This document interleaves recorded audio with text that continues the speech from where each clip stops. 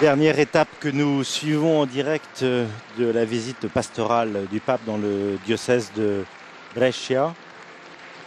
Le pape vient d'arriver à l'église Saint-Antoine pour cette rencontre avec les habitants de cette petite ville de Concesio, ville où le pape Paul VI est né. Et c'est dans cette église, dans les fonts baptismaux, qu'il a été baptisé.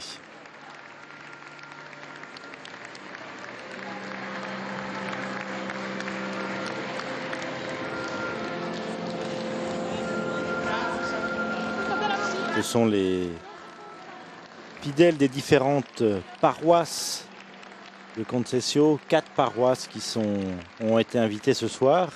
Elles sont présentes, toutes ces personnes, dans cette église et sur le parvis. Je suis sûr que nous pourrons les apercevoir à la sortie de cette célébration.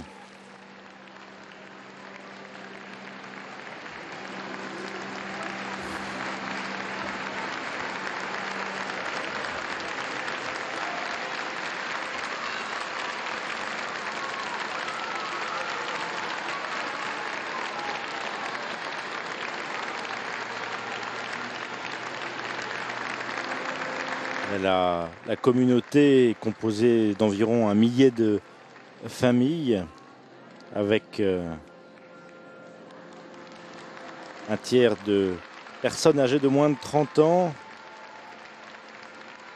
et la grosse majorité est compris entre 30 et 60 ans. C'est dans cette église il y a donc les fonts baptismaux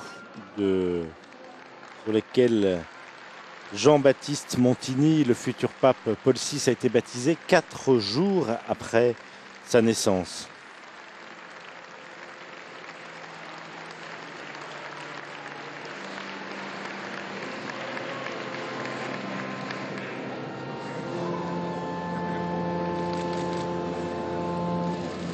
Le Saint-Père se recueille maintenant devant le Saint-Sacrement. Nous l'accompagnons dans sa prière.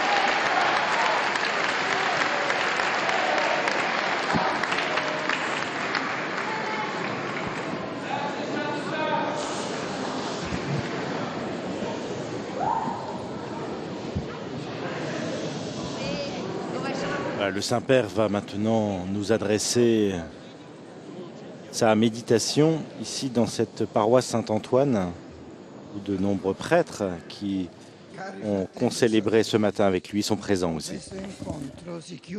Avec cette rencontre s'achève ma visite pastorale à Brescia, terre natale de mon vénéré prédécesseur Paul VI.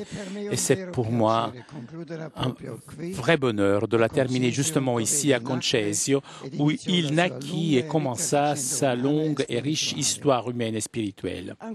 Encore plus significatif, même émouvant, est de m'arrêter ici dans votre église qui a été aussi son église. Ici, le 30 septembre 1897, il reçut le baptême et qui sait combien de fois il est retourné ici pour prier. Ici, il a probablement mieux compris la voix du divin maître qui l'a appelé à le suivre et qui l'a amené par différentes étapes à être son vicaire sur terre. Ici résonnent encore les paroles qu'une fois cardinal, Giambattista Montini prononça il y a 50 ans, le 16 août 1959, lorsqu'il retourna à son fond baptismal. Il dit « Ici, je suis devenu chrétien. Je suis devenu le Fils de Dieu. J'ai eu le don de la foi. » En rappelant de lui, j'aime saluer avec affection vous tous, ses concitoyens, votre curé, le maire.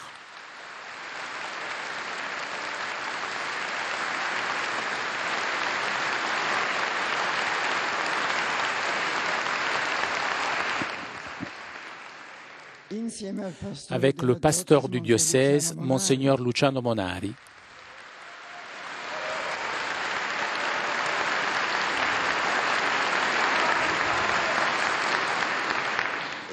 Je salue aussi tous ceux qui ont voulu être présents à cette rencontre intense d'intimité spirituelle. Ici, je suis devenu chrétien. J'ai eu le don de la foi. Chers amis, permettez-moi de profiter de cette occasion pour rappeler, en partant justement de ces mots de Papa Montini et me référant à ses autres interventions, l'importance du baptême dans la vie de chaque chrétien. Le baptême, il dit, peut être appelé comme le premier rapport fondamental, vital et surnaturel entre la Pâque du Seigneur et notre Pâque. C'est le sacrement grâce auquel advient la transfusion du mystère de la mort et de la résurrection du Christ en ses fidèles. C'est le sacrement qui commence par le rapport de communion avec le Christ. Par le baptême, comme dit saint Paul, nous avons été enterrés avec lui dans la mort, afin que, comme le Christ fut ressuscité des morts, de même, nous aussi, nous pouvons marcher dans une nouvelle vie. Paul VI aimait souligner la dimension christocentrique du baptême, avec lequel nous nous sommes revêtus du Christ et avec lequel nous rentrons en communion avec lui et lui appartenons. Dans des temps, des époques de grands changements à l'intérieur de l'Église et dans le monde, combien de fois Paul VI a insisté sur cette nécessité de rester fort dans la communion vitale avec le Christ. Seulement comme ça, en effet, l'on devient membre de sa famille, qui est l'Église.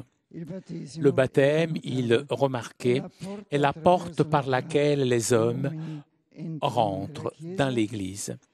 C'est le sacrement avec lequel l'on devient frère du Christ et membre de cette humanité destinée à faire partie de son corps mystique et universel qui s'appelle l'Église.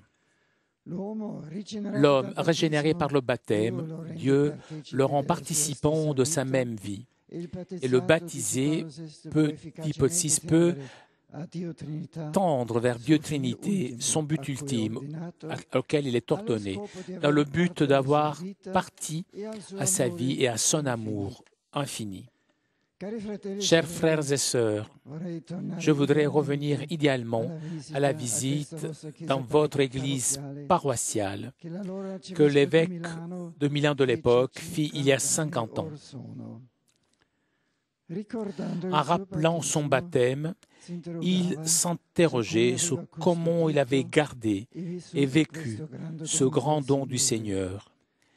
Et tout en reconnaissant de ne pas l'avoir ni assez compris, ni assez secondé, il avouait « Je veux vous dire que la foi que je reçus dans cette Église, par le sacrement du baptême, a été pour moi la lumière de la vie, l'ampoule de ma vie. » Faisant l'écho à ces paroles, nous pourrions nous poser la question « Comment je vis mon baptême? Comment je fais l'expérience du chemin de vie nouvelle dont parle saint Paul ?» Dans le monde où nous vivons, Pour utiliser une expression de l'archevêque Montini, souvent il y a un nuage qui nous enlève la joie de voir avec sérénité le ciel divin. Il y a la tentation de croire que la foi soit un lien, une chaîne dont il faut se libérer, qu'il soit une chose ancienne ou carrément dépassée qui ne sert pas, pour laquelle l'homme il pense qu'il suffit la vie économique et sociale pour donner une réponse à toutes les inspirations du cœur humain.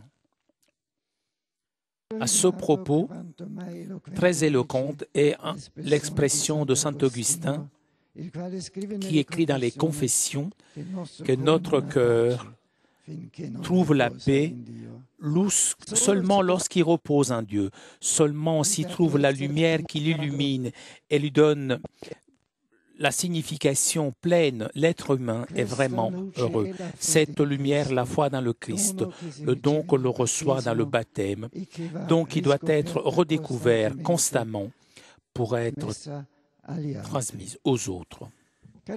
Chers frères et sœurs, n'oublions pas le don immense reçu le jour où nous avons été baptisés. En ce moment, le Christ nous a liés à jamais à lui. Mais de notre côté, nous continuons à rester unis à lui grâce à des choix cohérents avec l'Évangile. Il n'est pas facile d'être chrétien. Il faut du courage, de la ténacité pour ne pas se conformer à la mentalité du monde, pour ne pas se laisser séduire par des rappels parfois puissants de l'hédonisme, du consumérisme, pour affronter, s'il le faut, même les incompréhensions et parfois carrément des persécutions.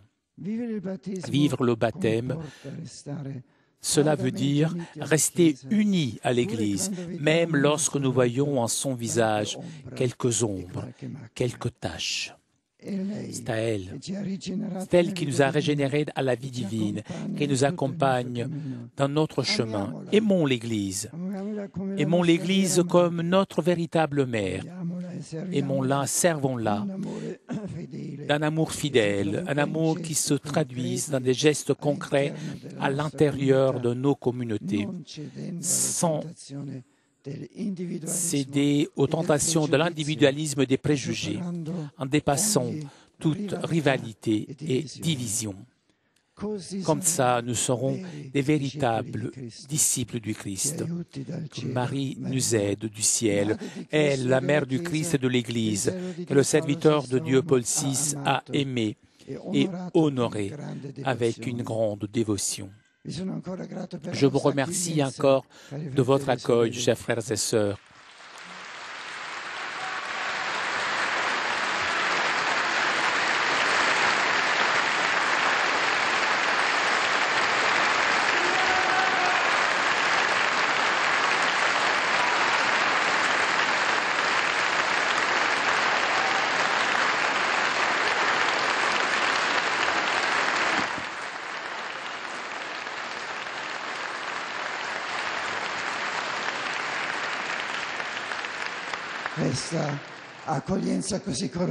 Je vous remercie de votre accueil.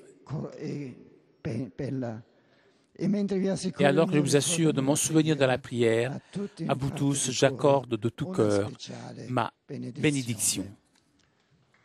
Sit nomen Domini sia benedetto il nome del Signore. Il nostro aiuto nel nome del Signore. Vi benedica Dio Onnipotente, Padre e Figlio e Spirito Santo. Grazie, il Signore sia sempre con voi.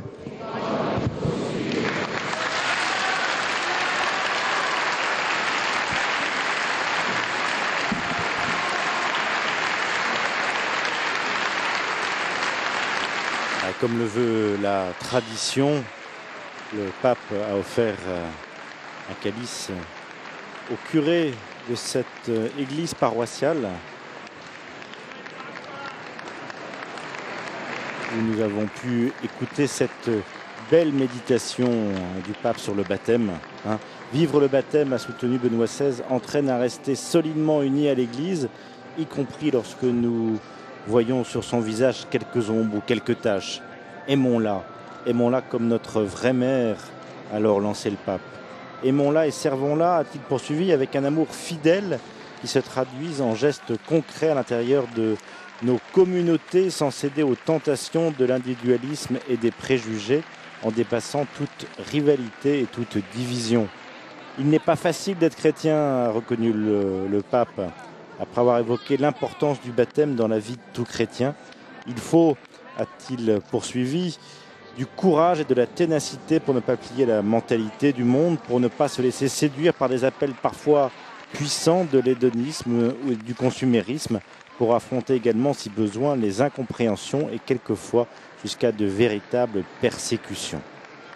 Voilà, c'est dans cette petite église de Concesio, l'une des 4 paroisses de la ville, que le Saint-Père termine son voyage apostolique en cette journée dans le diocèse de Brescia. Alors, merci de votre fidélité, merci d'avoir accompagné le Saint-Père dans ce voyage pastoral et aussi dans ce pèlerinage sur les pas de Paul VI, où il nous l'a dit plusieurs fois pendant cette journée, il s'inscrivait à la suite de son message, de son action pastorale. Un procès diocésain est ouvert ici à Brescia pour une éventuelle béatification. Le travail est en cours 30 ans après sa mort. Alors, merci à vous, merci de votre fidélité, merci aussi à nos confrères de CTV, la télévision du Vatican, aux équipes de KTO à Paris, à Maxime, à Pierre-Nicolas, à Thomas et à Pierre Cesbron. Flavio, prochain rendez-vous avec le pape, l'Angélus, ce sera l'audience mercredi matin. À 19h10, vous pourrez suivre un entretien exceptionnel et exclusif du cardinal 23, un entretien bilan de l'assemblée que les évêques viennent de tenir pendant toute la semaine à Lourdes. Donc ce sera à 19h10, le cardinal 23, interviewé par Philippine de Saint-Pierre. Bonne soirée à tous, merci de votre fidélité, à très bientôt, au revoir.